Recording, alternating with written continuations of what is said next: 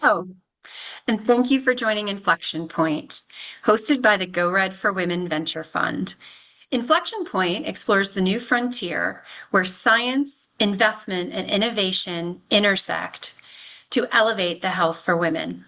Today, we are talking about the direct link between sleep and heart and brain health with three leading experts, Brooke Agarwal, Dr. Yoel Ju, and Dr. Rebecca Thurston. Brooke Agarwal is an associate professor of medical sciences in the Division of Cardiology at Columbia University Irving Medical Center. She is a behavioral scientist whose research focuses on cardiovascular disease prevention, with particular expertise in sleep health, circadian rhythms, and psychosocial risk factors across the female life course. Brooke leads the NIH and American Heart Association funded studies examining how sleep influences cardiometabolic risk, particularly among women and during key life transitions such as menopause. She is a Research Goes Red clinical leader for the American Heart Association and a co-author of the American Heart Association scientific statement on multidimensional sleep health and cardiometabolic risk. Her work has contributed to the growing evidence base supporting the integration of sleep health into national cardiovascular disease prevention guidelines. Dr. Yoel Ju is a physician scientist studying the relationship of sleep and neurodegenerative diseases and a professor of neurology at Washington University in St. Louis. She earned her undergraduate degree in neurobiology at Harvard College, followed by an MD at Columbia University College of Physicians and Surgeons. She joined the faculty at Washington University School of Medicine in 2011, where she co-directs the Washington University Center on Biological Rhythms and Sleep, or COBRAS. She is the recipient of multiple awards for her research, including the Wayne Hegan Sleep Medicine Investigator Award from the American Academy of Neurology and the Young Investigator Award from the World Association of Sleep Medicine. In addition to her research work, she sees patients at the Washington University Sleep Medicine Center and at Barnes Jewish Hospital. Rebecca Thurston is an Associate Dean for Women's Health Research.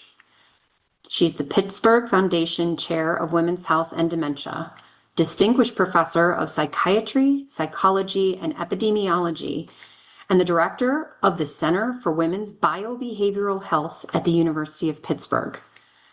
Dr. Thurston is a leading expert in women's health, menopause, and women's heart and brain health, with research focused on how midlife symptoms, such as hot flashes and sleep disturbances, relate to cardiovascular and brain health. Dr. Thurston is a principal investigator of the study of women's health across the nation and the Ms. Heart and Ms. Brain studies, where she is leading MenoBrain, a large-scale prospective study using imaging and wearable technologies to examine cardiovascular and brain changes during perimenopause. She's authored more than 250 publications, is past president of the Menopause Society, and a fellow of the American Heart Association. Thank you all for being here. For our audience, please enter your questions in the Q&A box at any time during the webinar, and our panelists would be happy to answer them. We often hear that sleep is one of the pillars of health. Here at the American Heart Association, it's part of life's essential 8. But the science is now telling us that sleep and circadian rhythm are actually upstream drivers of both heart and brain health. And today we will discuss what has changed in that evidence over the past decade. Dr. Agarwal, let's start with you. We all know about sleep, but to set the stage for today, can you remind us what circadian rhythms are and how they play a role in overall health? Yes. So circadian rhythms, we can think of as our body's internal timing system. And circadian rhythms are approximately 24-hour biological rhythms, and they are coordinated by a master clock that is located in the brain. And the master clock is entrained by light through the retina. And this in turn synchronizes the peripheral clocks, which are located in organs and tissues. And these regulate functions of many different physiological processes, including blood pressure, immune function, metabolism. And so a healthy circadian rhythm is aligned to the Earth's light and dark cycle. This is something that we as humans have evolved to do, so it's heavily encoded in our biology. Light is the primary Zeitgeber or environmental cue to align our circadian rhythms, but there are also secondary cues. Those include food and exercise. Um, and so, just as an example of a circadian rhythm in the cardiovascular system, a great one would be blood pressure. Blood pressure follows a natural 24-hour rhythm. And when we go to sleep, our cardiovascular system starts to rest and recover. Our heart rate slows, our blood vessels start to open, relax a little. And as a result, blood pressure typically falls between 10 and 20% overnight. And that's called dipping. And then as we start to awake, even before we wake up, our blood pressure starts to rise. And that's because the circadian system is anticipatory, meaning it prepares us for what we need to do in advance. And then when we do wake up, about an hour or two after we're up and we're moving around, our blood pressure typically reaches its peak. So that's about 1 to 2 hours after we wake up, and that's called the morning surge of blood pressure. So that natural daily rhythm of blood pressure is very important for our overall health. And when that gets disrupted, either by shift work or other factors, it can lead to increased cardiovascular risk over time. Great. And so let's stay on that for a bit. Let's talk a bit about some of the negative heart health outcomes that are associated with sort of this disruption. So whether that has to do with hypertension, stroke, etc. If you can speak a lot to sort of some of the specific outcomes that folks should be thinking about with this disruption of either sleep or circadian rhythm. Yeah, absolutely. So our team has been studying sleep and circadian rhythms in women at Columbia for over a decade now, and its relation to cardiometabolic health. And the sleep-wake cycle is the primary output of the circadian system. So it's highly intertwined with circadian sleep loss is highly intertwined with circadian disruption. And so there are negative cardiometabolic effects of sleep disruption, as well as separate negative cardiometabolic effects of circadian disruption. So in terms of circadian disruption or circadian misalignment in cardiometabolic health, some of the best evidence we have so far is from studying shift workers and people who may have social jet lag. And social jet lag is fatigue and a misalignment that occurs in people who may get up early, let's say during the week for work, and then during the weekends they have a completely different schedule and oftentimes sleep in. And so that variation in sleep timing often causes social jet lag. So one of the primary or very well studied negative cardiometabolic health effects of this disruption is obesity. We know from meta-analyses of epidemiologic studies that people who have circadian disruption have a 23% increase in odds of obesity and overweight. We also know that eating during the biological night is associated with increased weight and waist size because, again, food is one of the environmental cues that regulates the circadian system, and we have evolved to essentially eat during when it's light out and when we're supposed to be more active. So eating during the biological night is associated with increased weight and waist size and worse cardiometabolic health. Another big one is impaired metabolism. So night shift work is associated with 2 to 3-fold increased risk of type 2 diabetes. And that may be because there's impairment of the handling of glucose when food is ingested overnight, for example.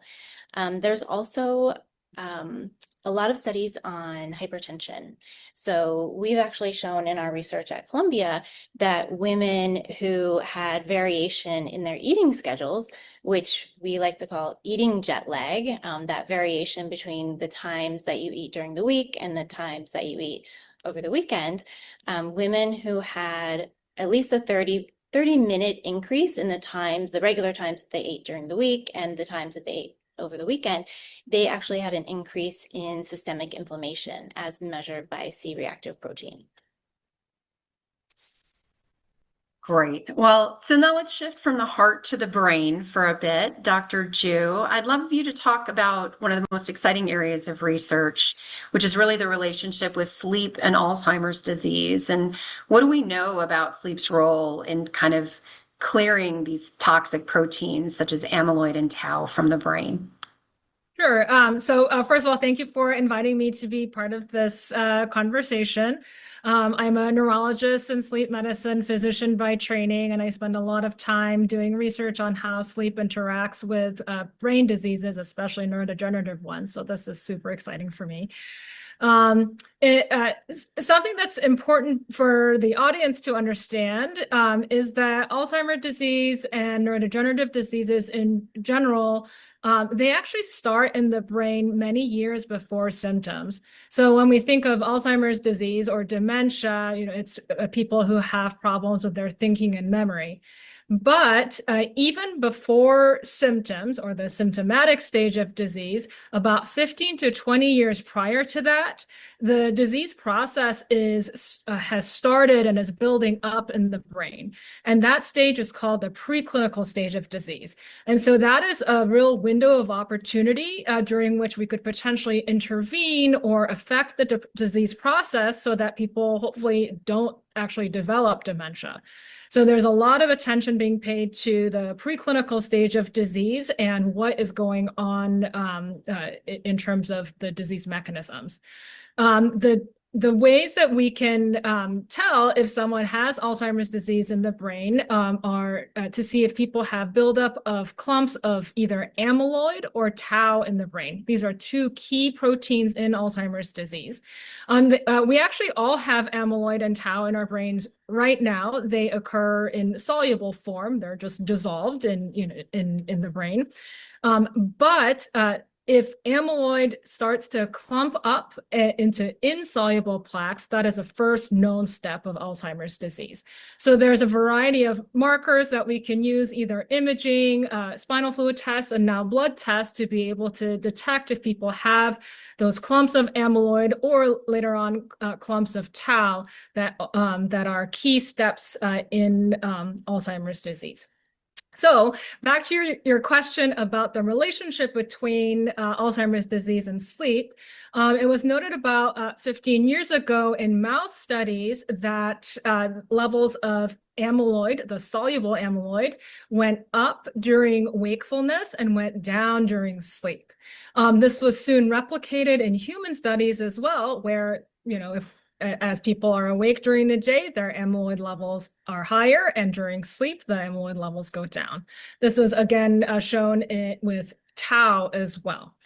In mouse studies, when they sleep-restricted mice, the amyloid levels stayed up instead of going down during the time that they would typically sleep.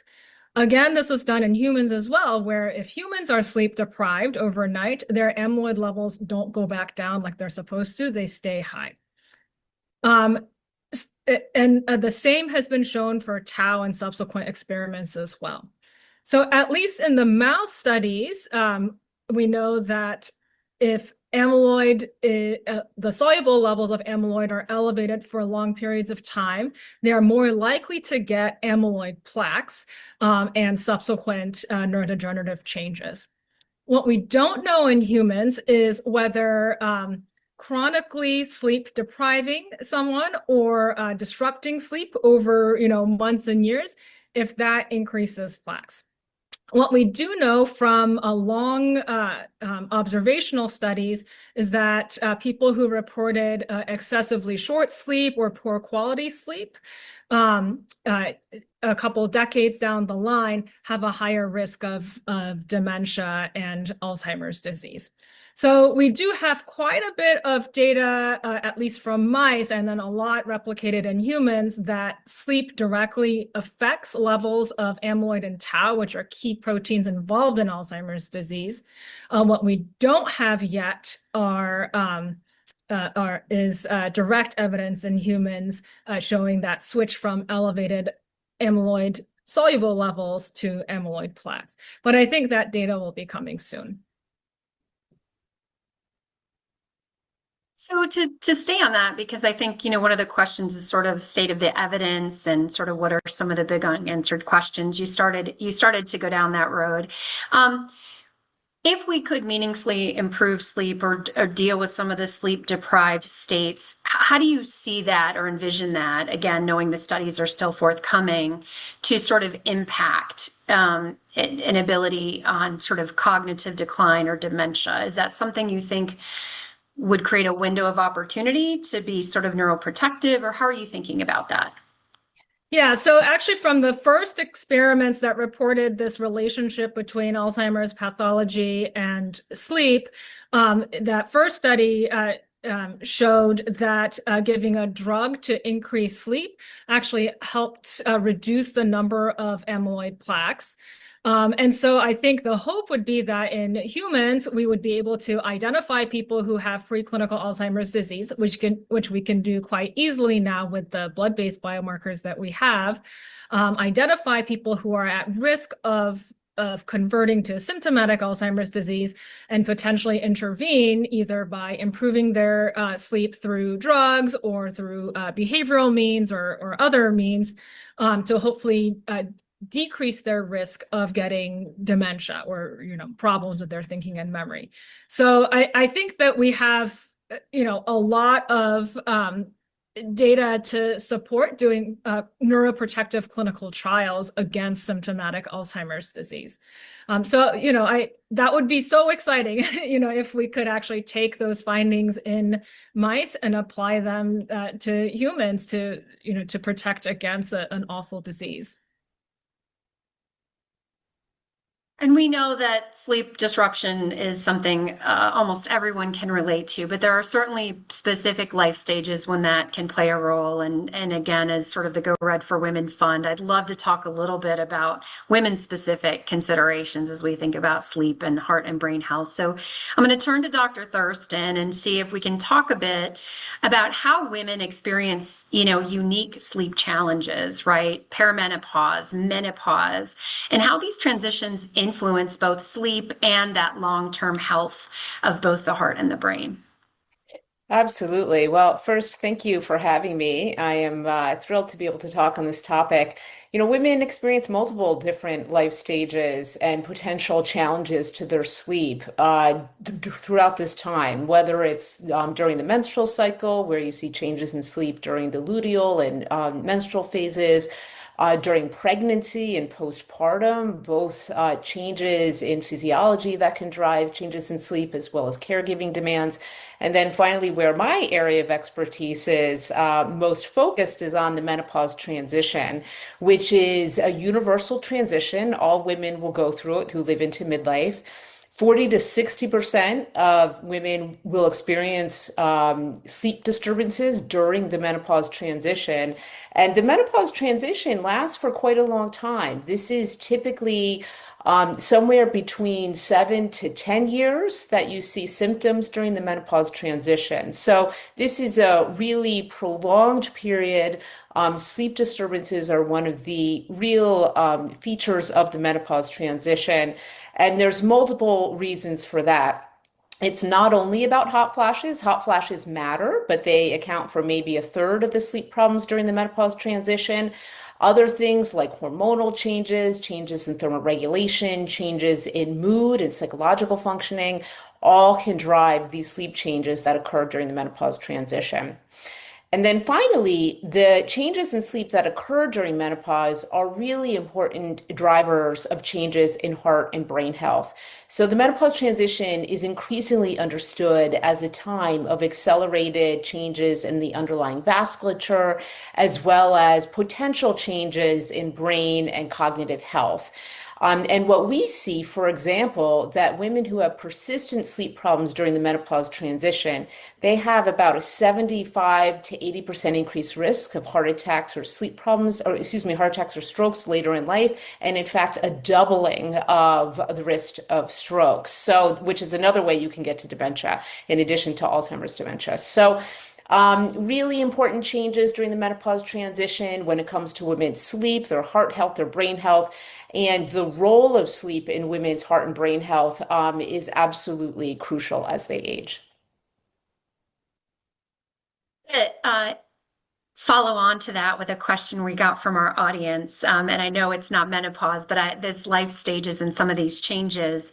We did get a question around, do any of these findings explain baby brain when expecting or new moms have memory problems? So Dr. Thurston, want to take the first shot at that, and then the rest of the Sure. panelists can help answer? Yeah, and there's multiple different transitions that women experience, hormonal transitions that are associated with those cognitive changes that may be baby brain or brain fog. And these are oftentimes multifactorial in origin. And you see it during the peripartum years as well as during the perimenopausal years, which is kind of interesting.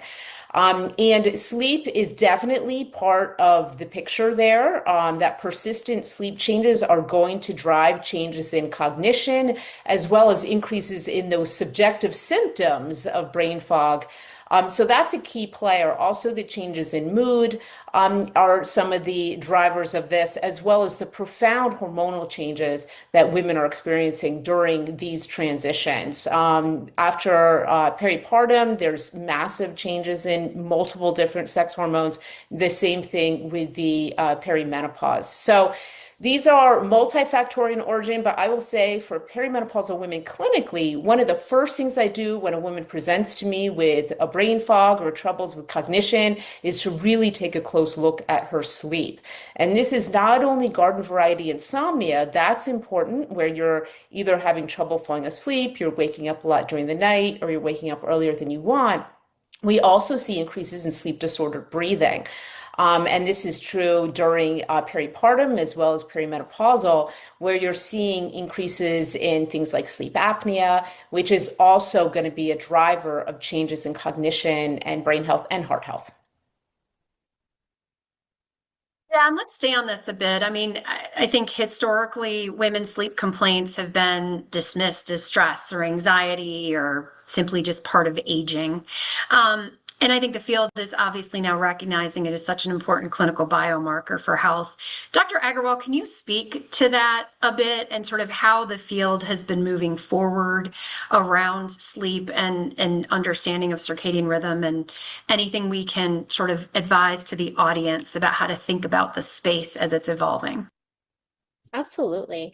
One of the things that we've been focused on at Columbia is studying the causal mechanisms of poor sleep with cardiovascular disease using a different type of intervention. So historically, in clinical trials, sleep restriction was acute. It was about people receiving maybe 4 hours of sleep per night.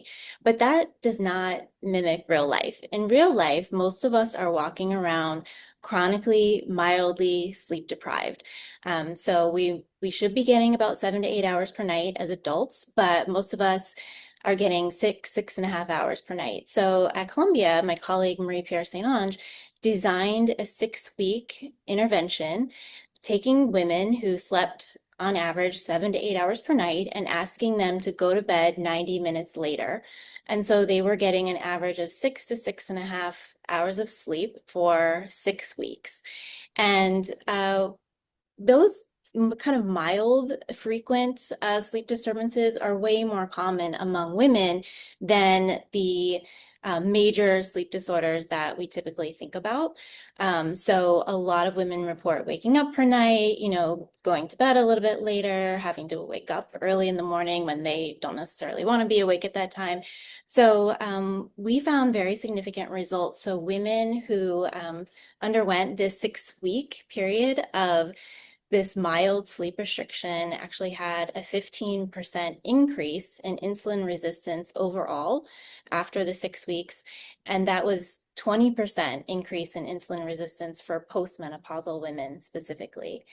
And what we found was that after 6 weeks of this mild sleep restriction, these cells that line the blood vessels, the endothelial cells, are flooded with damaging oxidants, damaging oxidants. And what happens is that the sleep-restricted cells, unlike well-rested cells, they fail to launch an antioxidant response to those damaging molecules. So that was actually some of the first evidence of how this mild sleep restriction that occurs very frequently in women could actually cause cardiovascular disease down the line. So I think that's one thing that's important that has changed in the field, is recognizing that, yes, these are common sleep disturbances among women, but that doesn't necessarily mean they're benign. We have another question from the audience, so I want to make sure we get a chance to ask that as well. Again, around the postpartum period, do we have evidence-based sleep interventions? I'll get that out for postpartum women. Dr. Thurston, do you want to take that one? Well, I think that many of the sleep interventions that we use at other times of life will be applicable during some of these reproductive transitions. So, for example, some of our most effective behavioral sleep interventions, which is actually usually just as effective as pharmacotherapy, is CBTI, cognitive behavioral therapy for insomnia. Now, when it comes to the postpartum period, the other challenge you have is some of the caregiving demands that are on the parent. And that is a real challenging structural issue to address with people's sleep problems. So that's going to really be recruiting help and others to assist with caring for that newborn during that peripartum period.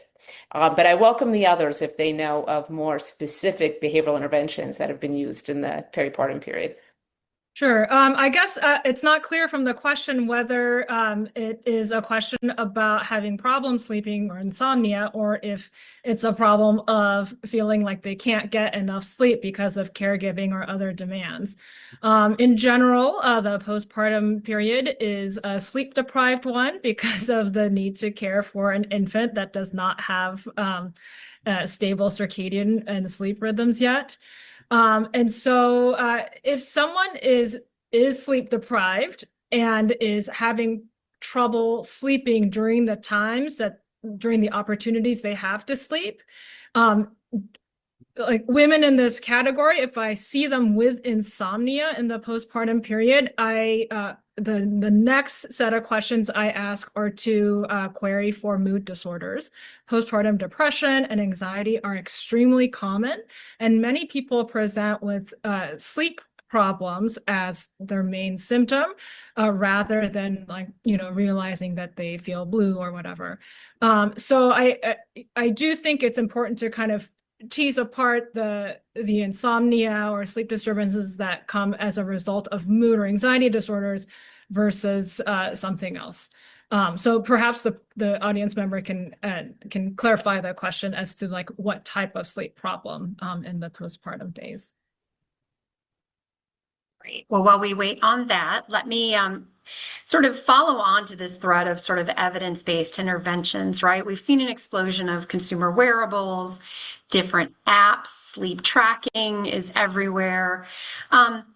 What measurements are actually clinically meaningful today? Where is the gap between sort of consumer enthusiasm and monitoring and sort of validated science on how we use that data to actually improve sleep or affect sleep? I'm open to whoever would like to go first on that one. Sure. Well, I guess in my practice, I've been seeing more and more people who ask me about their, the outputs from whatever wearable they have. I think that I mean, it's great that people want to track and improve their sleep. But I think actually these wearables are largely being used by people who already have pretty good sleep. And then they end up chasing a metric that comes out of the app or the wearable that they can't necessarily control, right? You know, sleep, we can do things during the daytime when we're awake to try to improve our sleep, but there are, you know, metrics that are derived that aren't necessarily clinically validated that may not be worth chasing. But people can really develop kind of an obsession with the numbers that come out of these wearables. And there's now a newer disorder called orthosomnia, where people, you know, get really rigid and kind of obsessed with these values. And in a recent study, they found that 1 out of 8 people who use a wearable to track their sleep end up getting orthosomnia. And orthosomnia, unfortunately, leads to worse insomnia. So, you know, that's a large proportion of people who are using a wearable, presumably to improve their sleep, who are actually worsening their sleep as a result. I think that if people have insomnia, number one, they should not be using wearables to track their sleep.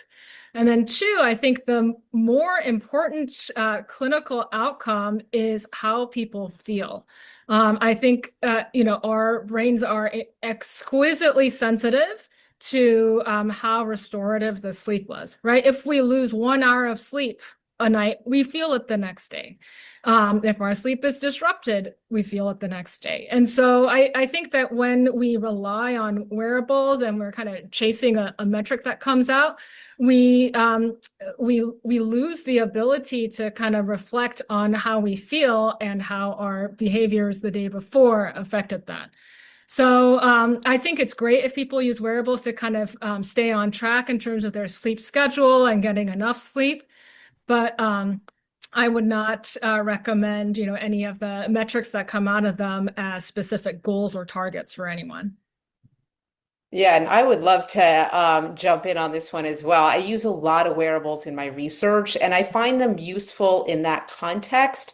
But I think also the validity of some of the data that you're getting out of these wearables can be questionable. Some are great, like, for example, sleep duration or how much you're waking up during the night. But when it comes to sleep stages, I think that's a little bit more variable in terms of the validity of that information. And indeed, I find that people can get a little obsessive as well. I will say one thing that can be useful are there's a select number of apps that are focused using CBTI. Now, cognitive behavioral therapy for insomnia is a really effective treatment for insomnia. It's best to do this with a behavioral sleep medicine expert, but those are not always accessible to people. So the next best thing is to do it via a workbook or via an app. And I prefer that people go to CBTI before they start trying to initiate pharmacotherapy, particularly as some women are, or some individuals are given medications that can be habit forming and really backfire in the long run with respect to their sleep. But indeed, buyer beware with some of the wearables. Really, it's that relationship to the wearable that is so, so important. Super interesting. Dr. Agarwal, I'm going to pivot to a question from the audience as well that I'm hoping you can speak to. Is the relationship between hypertension and circadian rhythm causal in both directions, meaning disruptions in sleep can cause hypertension, but hypertension from other causes can induce sleep problems? Can you speak a bit to sort of how we think about that relationship? Yeah, absolutely. So I think that this person who asked the question is absolutely correct in that there is evidence for bidirectionality of the relationship between circadian disruption and illness, whether that is from hypertension or autoimmune or neurological illnesses.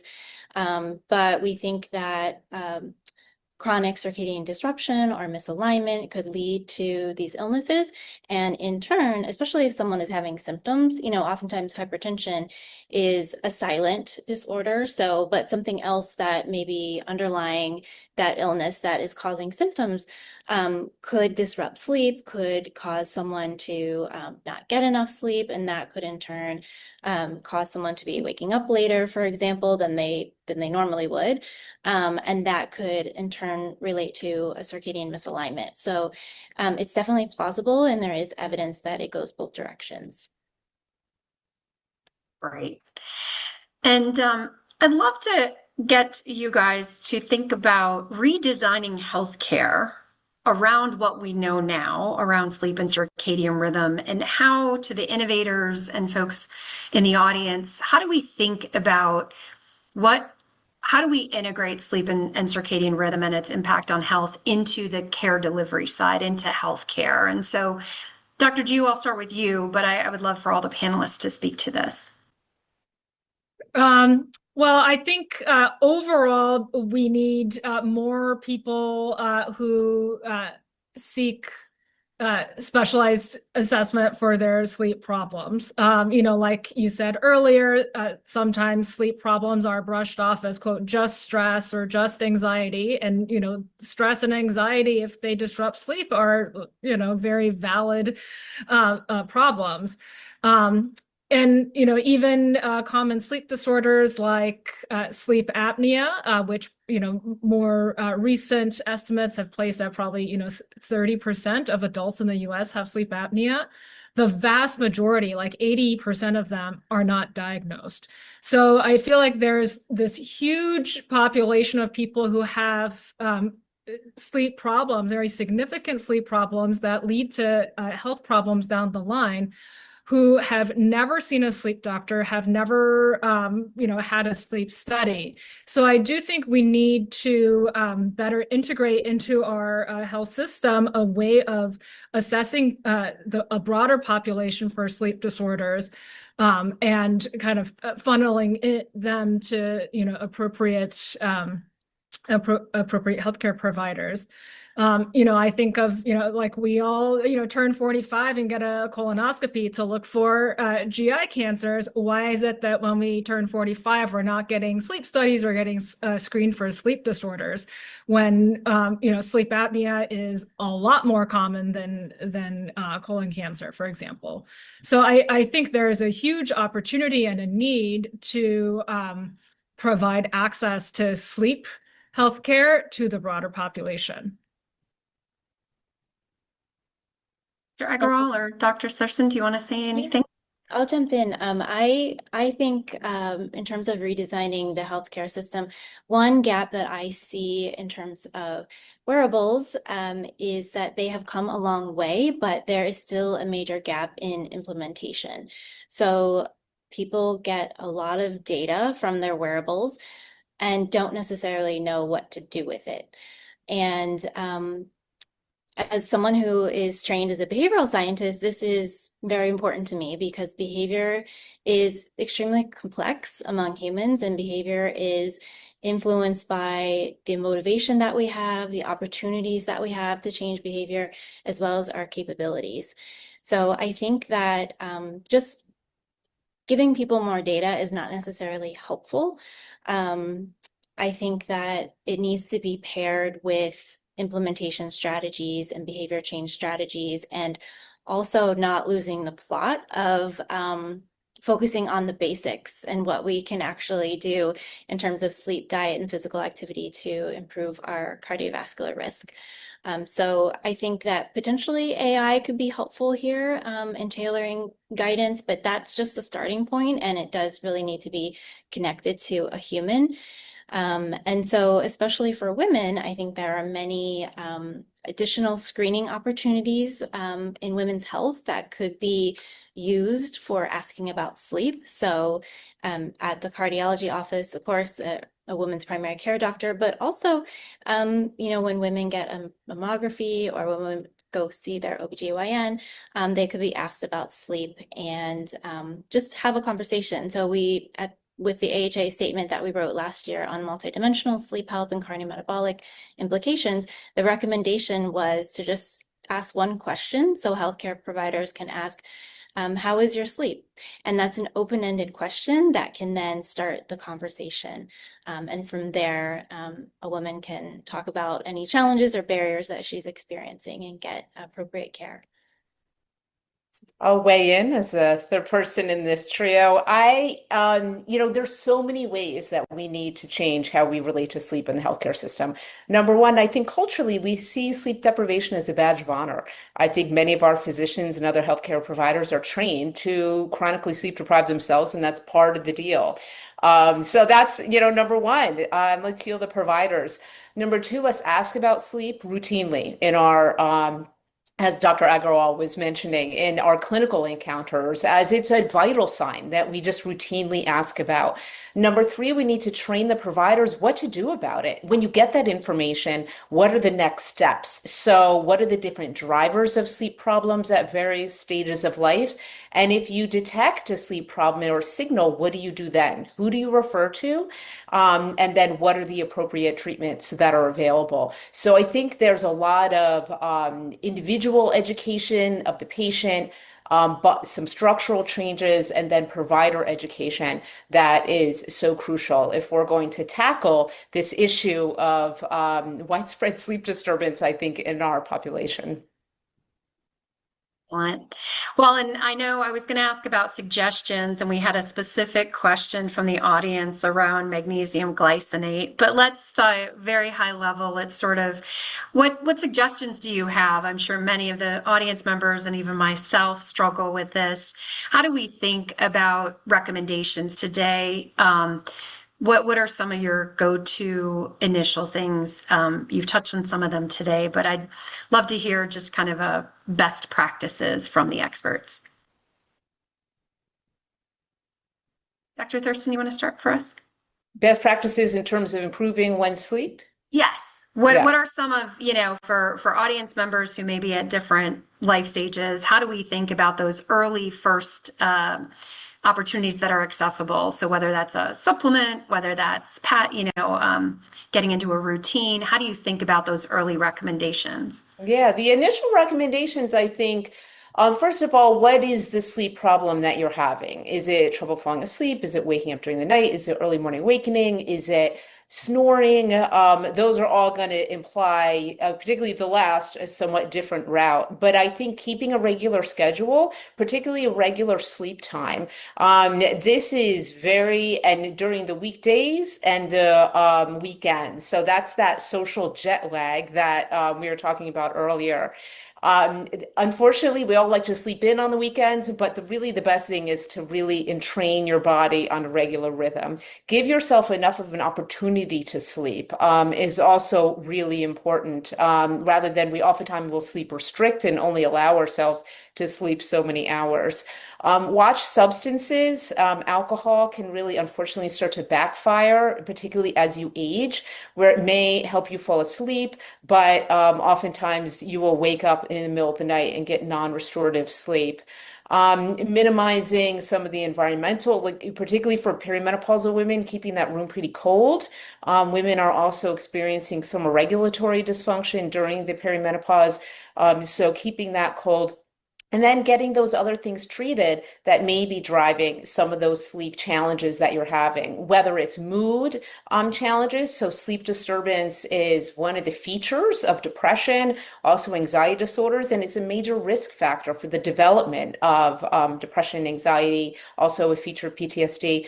If you're having vasomotor symptoms, those hot flashes and night sweats, get those treated. So paying attention to some of those drivers. But one of the most important things that we see again and again is to really have that consistent schedule. Dr. Ju, you have anything you'd like to add? Sure. I think Dr. Thurston covered like the top 5, which is getting regular and sufficient sleep, and avoiding sleep wreckers like alcohol. I would also add caffeine to that list. different people have different metabolism for caffeine, and some people are very sensitive. So if people do drink caffeine, whether it's soda, tea, coffee, or whatever, if they are having problems with sleep, I encourage them to move that earlier at, to before noon. And some people can't have caffeine at all because they are very sensitive. So that's something I suggest people, try regulating if they have trouble sleeping. I would like to add exercise, which is the only known non-drug way to increase your slow wave sleep. Getting regular, moderate exercise helps with sleep quality. This has been borne out in multiple populations: women, men, old, young, perimenopausal, premenopausal, post, all of these populations all benefit from exercise in terms of the quality of their sleep. So I would add to that, to Dr. Thurston's list, getting regular exercise as a key component of sleep health. Also, sleep is the one thing that the harder you try, the harder it is. So we need to try to do things during our waking time to be able to sleep better. But if we're in bed and trying to sleep and can't sleep for more than, say, 20 or 30 minutes, we should really be getting out of bed to go do something else quiet until we are, sleepier and can fall back asleep. It's that struggle to, feeling anxious and annoyed that we can't fall asleep in bed that really leads to the suffering when people have insomnia. So getting out of bed and actually choosing ahead of time the activity that you're going to do before you go to bed is really helpful for people. Great. Dr. Agrawal, anything to add? Those are some awesome recommendations. Yeah, I would say if you can do nothing else, anchor your wake time. So if it's 7 a.m., do that as much as you can every single day. And then in terms of circadian disruption, there are actually a lot of promising interventions now related to meal timing. So most people have heard of time-restricted eating, which is limiting your daily eating window to an 8 to 10 to 12 hour window during the day. And that's shown promise in terms of cardiometabolic health and also improving sleep. But one paper that came out this year, which was actually pretty exciting, from researchers at Northwestern, Phyllis C. and Kristen Knutson, looked at something called sleep-aligned eating schedule. And it's very simple. All they did was have participants take their natural bedtime, whatever that was, and stop eating 3 hours before their natural bedtime, and also dim the lights in their home for 3 hours before their bedtime. And just that simple intervention actually produced very significant improvements in cardiometabolic health, especially blood pressure. So I think that's something simple that people can implement as well. We love the simple interventions that start with lifestyle and that. I'm going to shift gears now to the future, and I know you're all very, focused on science and evidence, but if I pressed you to look ahead, say 10 years, what breakthrough do you think is the greatest potential to improve sleep and, as a result, heart and brain health? And really, whether that's a biomarker, whether that's maybe some of this circadian medicine and precision medicine, earlier identification of disease. I'll start with each of you to give you a chance to think about it. But Dr. Agrawal, why don't we start with you? If you were in charge and could invent anything, where do you think the field is going in the next 10 years that would really make a difference? I would say two things. One, I do want to say on a society level is implementing permanent standard time. That's very important. Right now, there is a bill that is passed the House, unfortunately, proposing to implement permanent daylight savings time in the US, and that would be very detrimental in terms of our health as a country. We tried this actually in 1974, implemented daylight savings time permanently. It didn't even last a whole year. And it's besides the chronic circadian disruption, it's also actually not safe for children and teenagers going to school in pitch blackness. So I would say if we can implement as a country permanent standard time, that would allow us to have the same amount of hours of sunshine during the day, but get an hour when we actually need it, which is in the morning versus at night when we don't actually need it. So I think that could have major implications. And then the second thing I would say is there was some really exciting research published in Nature Medicine this year by Stanford researchers in which they developed an AI model called Sleep FM. And that was based on over 25 years of sleep physiological recordings from about 600,000 hours of PSG polysomnography recordings, which tell us a lot of information about people's health. And it was actually shown to be a very strong predictor of over 100 different health outcomes. So I think that was quite fascinating. For example, it predicted Parkinson's disease with 89% accuracy, dementia with 85% accuracy. And this is all based on sleep recordings that the AI model was trained upon. And even for the ones that was less accurate on, let's say 70% accurate, they used those to determine what types of cancer treatments might be actually most effective for certain people. So we can tell a lot of information for sleep recordings, and I think that's fascinating in terms of the future. That's awesome. How about Dr. Ju? What are you thinking in the next decade? So Dr. Agarwal actually mentioned, one of the things that I think will hopefully be happening in the next decade or two, which is using the biosensor data from sleep studies or potentially wearables to provide very personalized and individualized information about our health and potential health risks. And hopefully those types of markers can be combined with, proteomics or other peripheral markers that can be used to really individualize treatment, I guess risk reduction. It is hard to tell people, okay, like lower your cholesterol, deal with your blood pressure, sleep better, exercise, do all these things. And I think it would be much more impactful to be able to tell an individual, well, you have a really high risk of, XYZ. And so we're going to go after, these three things to lower the risk of that. So I hope that in the next, let's say 10, 20 years, we'll see much more of this personalized approach to medicine. I also think that there are and there will be new sleep and wake related medications.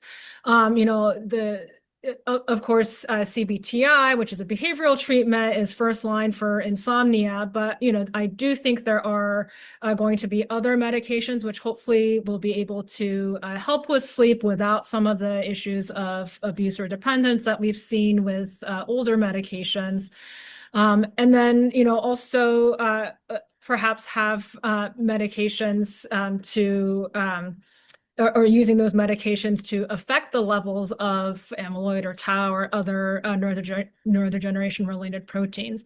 So I think it would be really cool to see if we can use some of these sleep drugs or interventions to actually reduce that risk of Alzheimer's and other neurodegenerative diseases. Dr. Thurston, what's your crystal ball telling you? Well, three things are on my mind. One is changing this cultural relationship to sleep. And I think that is changing. And I think that's really exciting that we don't see sleep as a luxury. We see it as a vital sign. And that this is something that we really need to be asking about, intervening upon very consistently. That this is absolutely crucial. It's not a nice to have, it's a must have. So number one, and I think that requires a bit of a cultural change as well as a systemic change in our healthcare system. I think more widespread availability of the interventions that we do know do work, such as CBTI, making sure that you don't necessarily just need to go to a specialist, although that is, obviously the most effective way, but that you can reach and have access to these interventions globally and with lower cost. And then finally, I think I'm going to agree here, Dr. Ju, we really, development and validation of these new pharmacologic agents, there's a couple that I'm interested in that really are efficacious, but don't have the downsides that you see with some of our more habit forming and addictive medications. So I think there is always going to be a role for pharmacotherapy. And I think there's some exciting things coming down the pike. Great. We have another question from our audience. So the question is around the cortisol response in women upon waking compared to men, and how that can impact not only when and what to eat, but also when and how to exercise. Can someone please speak to that sort of for the cortisol response by gender, and then how that has implications, or does it, on eating and or exercise? I can jump in and just say that I am aware of some studies that show that women might have a modestly higher cortisol response upon awakening than men, about 30 to 45 minutes. But I'm not aware of any randomized controlled trials that would suggest that altering their exercise or their meal timing in response to their cortisol could have potentially beneficial effects on their cardiometabolic health. That would be really interesting. I would say it's more of a personal preference. So you often hear people say, well, women shouldn't exercise fasted in the morning because of this potentially increased cortisol effect, which I will say usually after controlling for things like menopause and pregnancy and oral contraceptive use, those effects typically go away, those differences between men and women. So I think it's really just personal preference and how you feel exercising first thing in the morning and whether you need to eat before or after. Maybe I'll jump in also. I mean, in general, when it comes to diet or exercise or even sleep, we shouldn't let the perfect be the enemy of the good, right? So if someone isn't exercising because they think it might not be the optimal time because they're a woman and they feel their cortisol is different, that's not a good reason to not exercise. I think good enough is on a consistent basis, for whether it comes to exercise, diet, or sleep, is a lot better than trying to make it perfect once in a blue moon. So, I think there's greater differences between individuals when it comes to optimal timing for, say, exercise or even sleep than there are between sexes on average, if that makes sense. So I think a lot of it has to do with each individual kind of trying different things for themselves and seeing what works well for them. For example, I didn't start exercising regularly until I gave up on trying to exercise in the morning. I just can't do it, and that's just me. And so, I think people need to find a way that they can do good enough on a consistent basis with these types of health behaviors. And, that's enough. We don't need people to aim for perfection. Thank you. Well, we've covered a lot of ground today. I can't believe our time is up already about sleep and the opportunities ahead. So I want to thank you all for sharing your incredible experience and insights here. And thanks to our audience for joining Inflection Point today. We will send out the recording after it's closed captioned in about a week from now. And we'd like to invite everyone to scan the QR code and sign up to receive our invites for coming webinars from the American Heart Association Ventures. Thank you all again and have a great day.